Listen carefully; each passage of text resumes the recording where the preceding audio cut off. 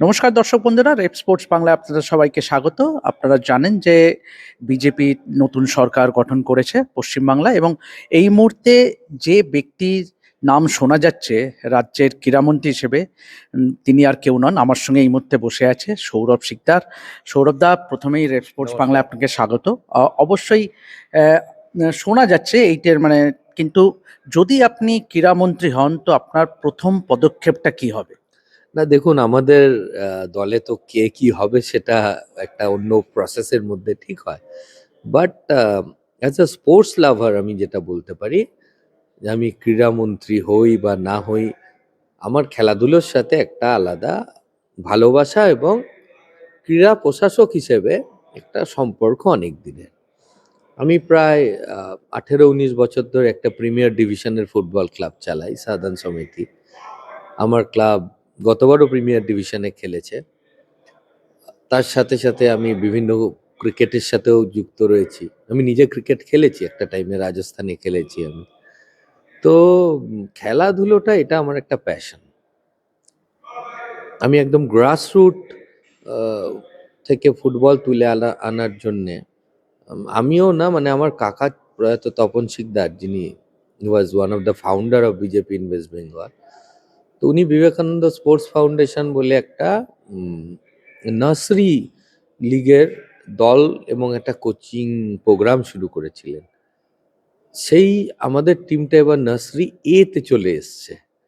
হ্যাঁ, এবং এটা আমরা একদম পারপাসলি গ্রাস রুটে, মানে এটা একদম বাচ্চাদের জন্যই রাখি, যাতে এটা সাপ্লাই লাইনটা তৈরি করি। চেষ্টা করছি আমাদের সামর্থ্যের জন্য। এখন আমাদের সরকার চলে এসেছে, আমাদের মাননীয় মুখ্যমন্ত্রীও ক্রীড়াপ্রেমী মানুষ।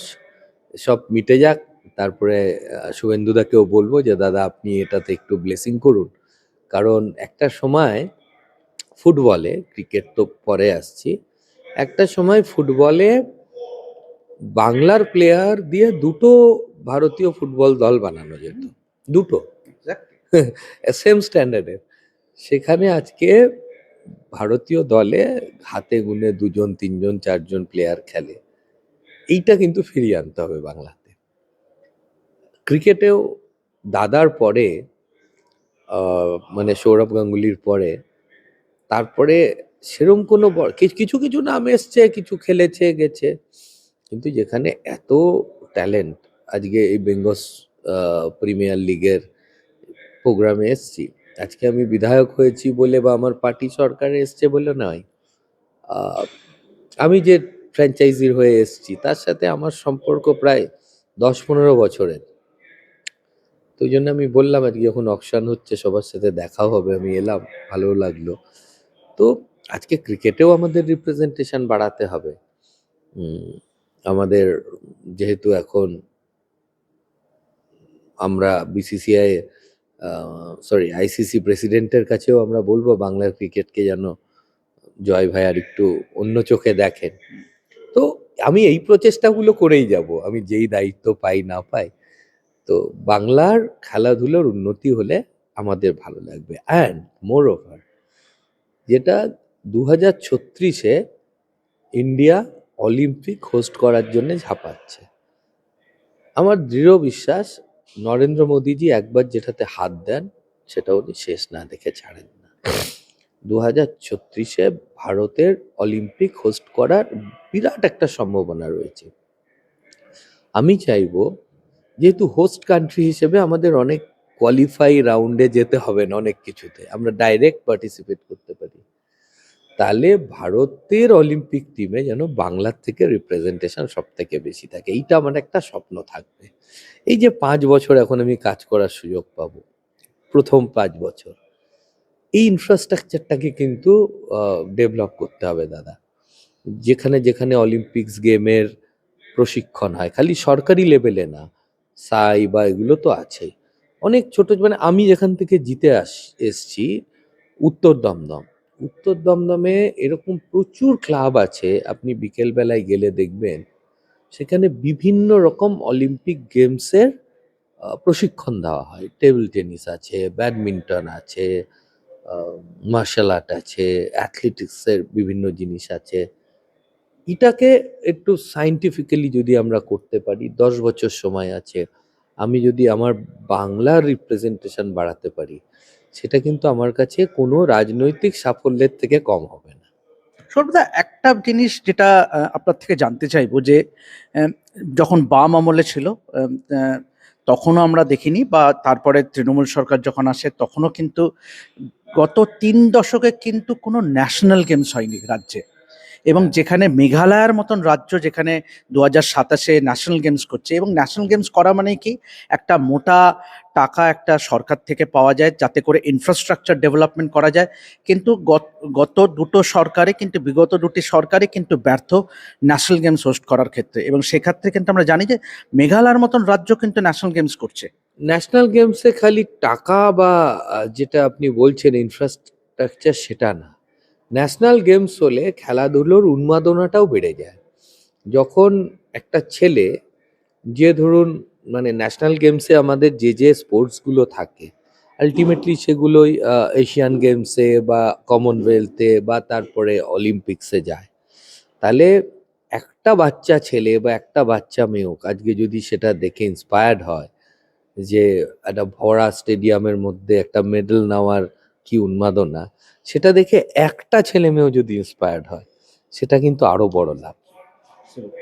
এবং আরো একটা বিষয় যে আমরা দেখেছি যে বিজেপি সরকার কিন্তু তারা খেলো ইন্ডিয়ার কিন্তু গোটা দেশে কিন্তু ছড়িয়ে দিয়েছে, কিন্তু তদানীন্তন যে পূর্বতন যে সরকার ছিল সেরকম করে কিন্তু খেলো ইন্ডিয়ার কিন্তু প্রসার ঘটায়নি রাজ্য স্তরে। বিশেষ করে এটা কিন্তু could have been a nice platform, say grassroot লেভেলে বা স্কুলে স্কুলে।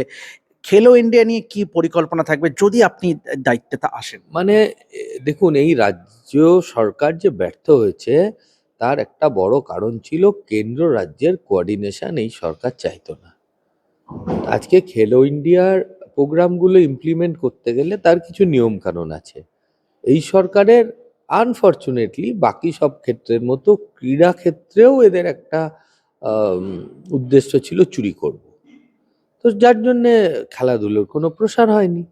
আজকে আপনি দেখুন না, আজকে যে কোনো আপনি স্পন্টেনিয়াসলি যে কোনো একটা খেলা উঠি, আইএফের কি অবস্থা, দুর্নীতিতে ভরে গেছে, স্বজন পোষণে ভরে গেছে। সেখানে মুখ্যমন্ত্রীর পরিবারের লোক আইএফএ চালাতো। সেখানে আজকে বেটিং ফিক্সিং এর মতো অভিযোগ উঠছে। তো বারবার আইএফের কমিটির বিভিন্ন লোকেরা আজকে প্রতিবাদ করছে। তো আমি সত্য মিথ্যাতে যাচ্ছি না, সেটা যাদের বিচার্য তারা বিচার করবে, কোর্ট আছে, পুলিশ আছে, এজেন্সি আছে। কিন্তু আমরা তো দেখেছি এই কলকাতা লিগে বেটিং এর অভিযোগ এসছে, লালবাজার তদন্ত করেছে, গ্রেপ্তারও হয়েছে। তাহলে এর থেকে কলঙ্কময় অধ্যায় কি হতে পারে? যে আমি যেটা দিয়ে শুরু করেছিলাম, যে বাংলা একটা সময় একসাথে দুটো ভারতের ফুটবল টিম চালাতে পারতো ফুটবলে, সেই বাংলার ফুটবলে বেটিং কেন আজকে মুখ্যমন্ত্রীর পরিবারের লোক বা কিছু মুষ্টিমেয় পরিবারের লোক আইএফএ চালাবে? এক্স প্লেয়াররা কেন ওখানে থাকবে না? ময়দান থেকে আহ, খেলোয়াড় তুলে আনা স্পটাররা কেন ওখানে থাকবে না?